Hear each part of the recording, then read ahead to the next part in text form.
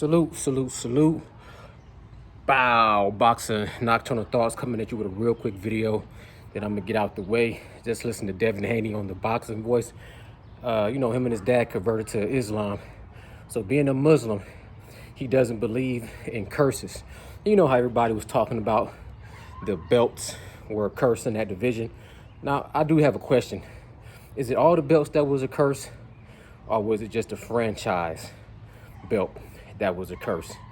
Either way, I'm so interested and intrigued by a fight between Devin Haney and Gervonta Tank Davis. Even though, the fights that interest Devin is Lomachenko and Gervonta Tank Davis, I'm not as interested right now in Lomachenko. He's busy, and I think the time off, if he was to come back, he would be at more of a disadvantage, in my opinion. But Gervonta Tank Davis is coming off of a fresh victory against Rolando Romero, and Devin Haney coming off the biggest win of his lifetime, achieving greatness and legacy and undisputed. No more email, no more franchise, undisputed 135 champion of the world. History at 23 years old. And Gervonta Tank Davis, he was calling out Devin Haney, and Devin Haney says he's interested. The only thing that's in between is some boxing politics. Leonard Ellaby, maybe a rematch clause.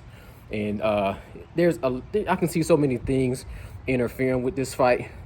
But at the same time, none of it right now is the fighters to blame. It's all other boxing politics and promotion and, different little things of that nature. So just looking at the two styles, my brother said most likely Devin Haney is going to outbox Gervonta Tank Davis. Too much of a reach advantage, and Gervonta Tank Davis is going to have to work too hard to get on the inside and utilize that power that he has. We just seen Devin Haney, impressive performance, dominate 12 rounds to 0 George the Ferocious Kambosos, being very generous, very, very generous. You can give George 2 rounds. Then you've seen Gervonta Tank Davis with a bigger, stronger Rolando Romero knock him out in 6 in impressive fashion. But I've also seen Gervonta Tank Davis against a bigger, taller Mario Barrios, who just with the distance with one-time Keith Thurman. Even though his face was busted up pretty good, he still went 12 rounds. He couldn't go 12 rounds with Tank. I think Tank knocked him out in 10 rounds or 11 rounds. So that's the question I have to ask. Y'all let me know what y'all think in the comments below. Can Gervonta Tank Davis find himself in a position to land a knockout punch? Is Gervonta Tank Davis versus Devin Haney just a puncher's chance? Because that's what it sounds like to me. Some people think that Gervonta Tank Davis only has a puncher's chance against Devin Haney, being the superior boxer. He got touched by Jorge Linares one time. He got touched a couple of times by Jojo Diaz, but still pitched a shutout for a bigger part of the fight. Gervonta Tank Davis, he gets touched, but he usually walks through punches and knocks his guys out. Leo Santa Cruz, he didn't knock out Isaac Pitbull Cruz, but he knocked out Mario Barrios, and he just knocked out Rolly Romero. Now, I say Gervonta Tank Davis also has boxing skills to match Devin Haney's boxing skills, but they're two different type of a fighter. And Devin Haney does have that reach advantage. And his fight against George, no doubt, prepared him for Tank.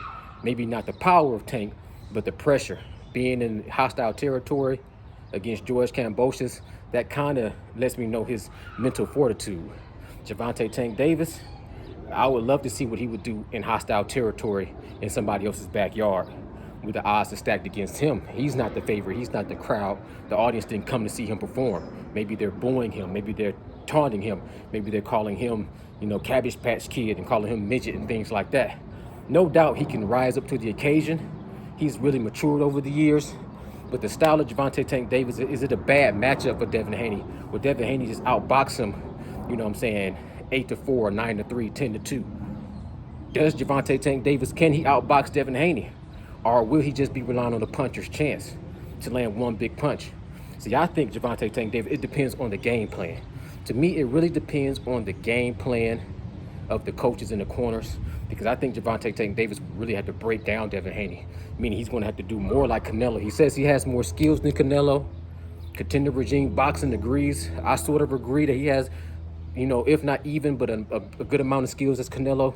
He might have to take a blueprint out of Canelo and punch those arms of Devin Haney, punch those shoulders of Devin Haney, punch him and break down his body.